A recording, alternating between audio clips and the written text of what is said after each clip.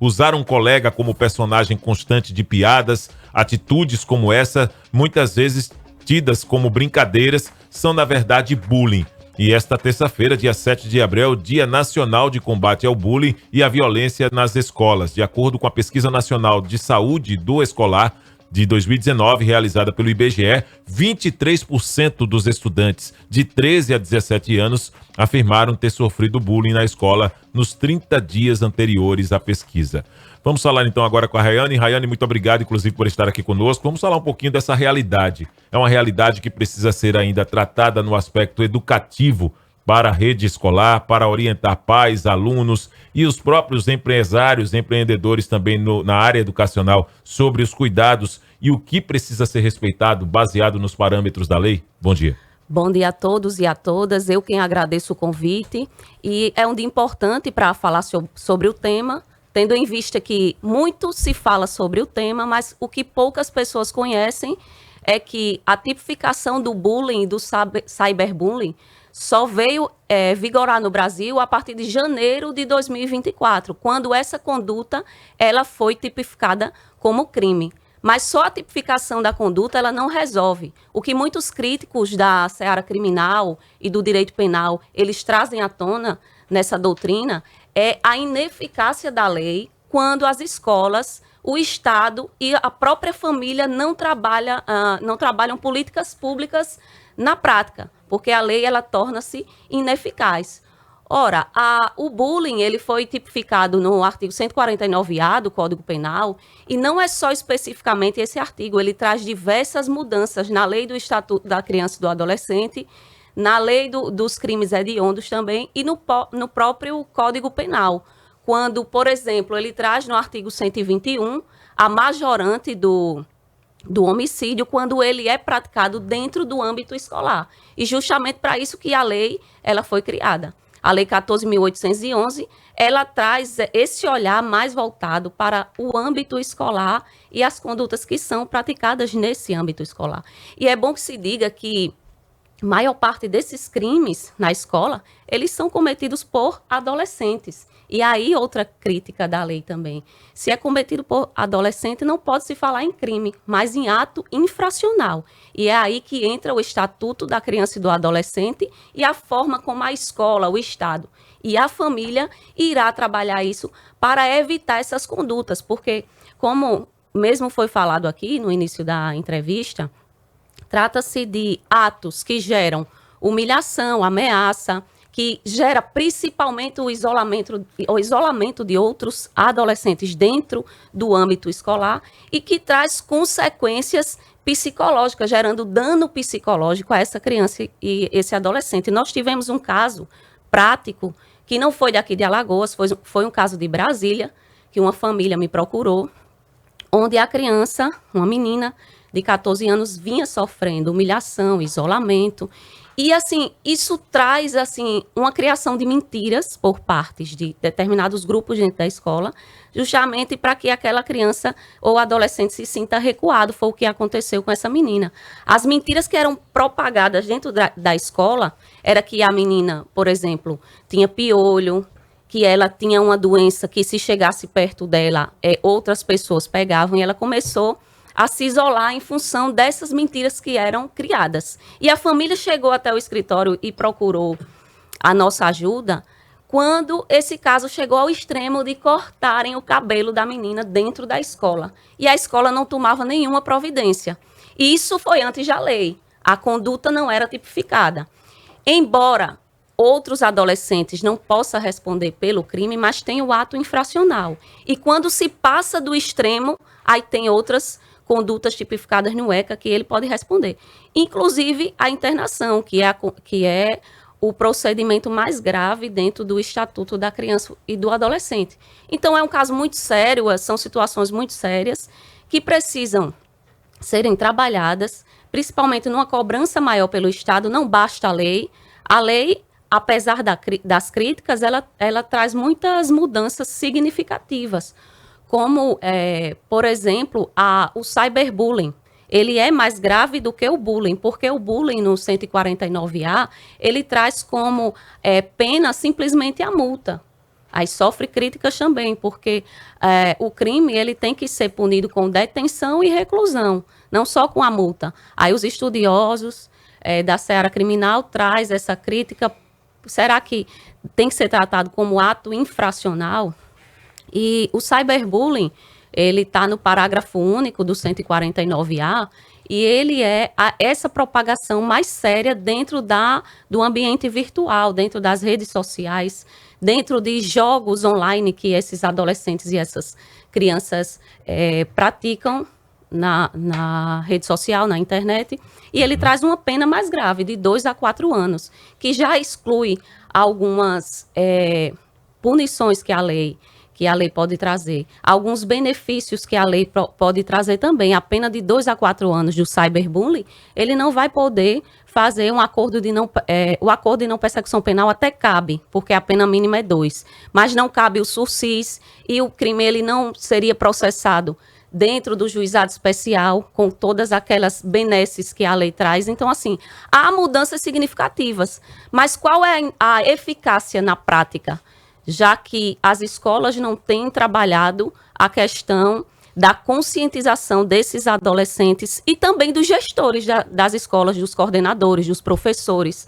Um ponto importante que a lei traz também é a questão da contratação dos professores, dos funcionários das escolas, que a lei exige que a cada 6 meses seja juntado os antecedentes criminais desses colaboradores da escola. Isso é de extrema importância, porque já tivemos casos do bullying e do próprio cyberbullying serem praticados por professores aqui, chegando ao extremo de passar para outras tipificações legais, como o estupro, por exemplo. Agora, doutora Rayane, em relação ao que diz a legislação, ela avançou para cima da escola? A escola tem algum tipo de punição financeira, por exemplo, já que quando a gente está falando de escola, a maioria delas particulares, né, tem aí a mensalidade como referência para a manutenção da instituição. Mas em algum momento se avançou para a responsabilização também da escola? Sim, a lei traz essa obrigação da escola de fiscalizar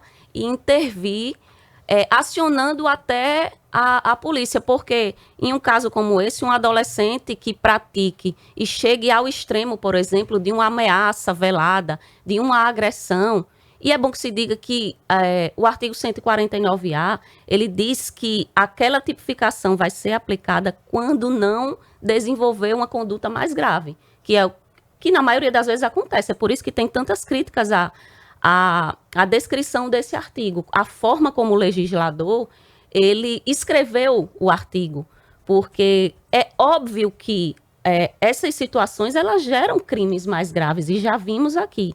Então, assim, a lei ela obriga a escola a fiscalizar, inclusive acionar a polícia para que aquele adolescente que chegue ao extremo, ele seja apreendido. E mesmo que não chegue ao extremo, porque o que mais se gera em situações como essas são as violências psicológicas. E isso deve ser trabalhado também. A escola deve se responsabilizar por isso, inclusive os pais podem acionar a justiça com relação a isso. E as punições também dentro do âmbito escolar, como a expulsão, a suspensão, toda aquelas providências que a escola pode tomar e continua omissa. Isso a lei também traz. Nós estamos recebendo a advogada criminalista Rayane Maiara para poder falar nesse dia 7 de abril, do Dia Nacional de Combate ao Bullying e à Violência nas Escolas. A lei estabelece algum tipo de punição em caso de menor de idade para os pais, Rayane? Sim, a lei traz a punição da omissão, só que ela não diz o tempo da não divulgação do sumiço de um adolescente, por exemplo, ou do que esteja acontecendo com aquele adolescente dentro do âmbito escolar. Então, a família, os pais, e quem seja responsável pela criança e pelo adolescente tem a obrigação, digamos, de fiscalizar e não ser omisso. Nós temos um caso extremo no Brasil, que está à tona aí o julgamento do Henri Borel, que tem uma parte da mãe que é justamente sobre a omissão daquela mãe no que acontecia com a criança. Então, a lei enfatiza isso, pegando já um gancho da lei em Henri Borel também, para punição de quem for omisso nesses casos. Agora, existe algum movimento nacional para aprimoramento ou eficácia da legislação, ou algum estado que esteja mais avançado quando o assunto envolva, por exemplo, a questão das políticas públicas? No Sul, os movimentos eles são mais contundentes, digamos assim, mas ainda ineficazes com relação à aplicação da legislação. Ora, a lei ela tem 2 anos de vigência, então é uma lei ainda, digamos que prematura, embora já existissem muitos casos. E eu digo que, conforme o advento da pandemia, muitos casos eles foram mais graves ainda por conta do cyberbullying na internet. Então, esses movimentos devem ser combatidos no âmbito em que eles acontecem ainda mais, que seria no âmbito virtual.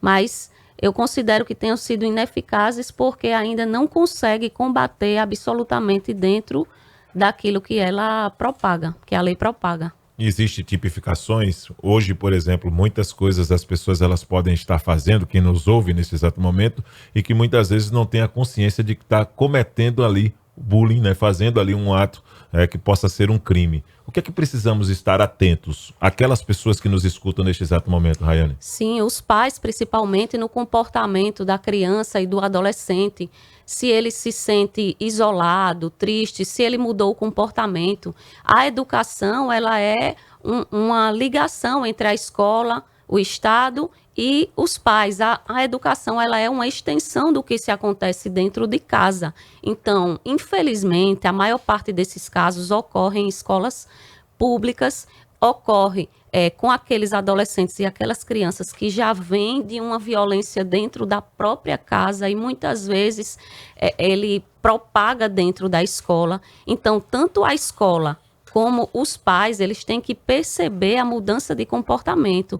A escola cobrar, porque ela é responsável por isso, quando a criança traz, digamos assim, de dentro do seu ambiente doméstico, aquela projeção da violência dentro da escola, como os pais também observar dentro de casa o que a criança traz da escola para o âmbito ali doméstico. A atenção ao comportamento da criança é muito importante, estar próximo, porque isso pode gerar um dano muito sério psicológico e mental, gerando, inclusive, em muitos casos, depressão, que é difícil de se reverter. Aquele caso que eu falei, que chegou até o escritório, um caso de Brasília, a adolescente precisou fazer uma terapia, teve muitas dificuldades, ela não queria ir mais à escola, ela se isolava, chorava, foi um caso muito difícil que serve como exemplo, porque nós, como sociedade, nós amanhã podemos ser vítimas de um adolescente que foi negligenciado esse comportamento. E como é uma situação enraizada, a gente tem que tratar o problema na raiz, porque eu sempre digo que a educação ela é a chave para virar muitos e resolver muitos problemas sociais que nós enfrentamos no dia a dia. É lamentável isso, esse assunto não se esgota aqui. Doutora Rayane Maiara acompanha esse tema, né, também em nível nacional. A gente está destacando hoje porque 7 de abril é o Dia Nacional de Combate ao Bullying e também à violência nas escolas. E se a gente contribuiu para você que está levando o filho agora para a escola, para que você reflita também sobre isso, é importante saber que você tem direitos, né, em relação a preservar também a saúde psíquica também do seu filho e da sua filha. Ter esse momento de diálogo é importante para poder evoluir também nessas questões. Doutora Rayane, caso a gente tenha deixado de explorar algo que a senhora considere relevante, por favor, a palavra final é sua, fica à vontade. Para finalizar, eu quero dizer que o combate é dia a dia, o combate é a responsabilidade, é de cada um que tem um filho, tem um adolescente, que é responsável, que milita nesse âmbito de educação. A responsabilidade é nossa. Se o bom senso resolvesse muita coisa, nós não precisaríamos de leis, porque a questão aqui é bom senso, é sensibilidade, é ter o princípio maior da nossa Constituição inserido dentro de nós mesmos, que é o princípio da humanidade, que é o olhar ao próximo, o olhar ao outro. A sensibilidade de chamar aquele adolescente, aquela criança, para conversar e tentar tratar na raiz para não se gerar um problema maior futuro. Então, nesse dia do combate ao bullying e ao cyberbullying, o que eu digo para os pais é atenção ao comportamento e cobrança. O silêncio, ele não resolve problema social nenhum. Começa a partir do diálogo, a partir de buscar melhorias para aquilo que a gente considera um problema social. Muito obrigado, doutora Rayane, pela sua participação aqui conosco, aqui no Jornal da Mix. Eu quem agradeço. Bom dia a todos. Valeu, 7h01. Vamos para um rápido intervalo comercial. Daqui a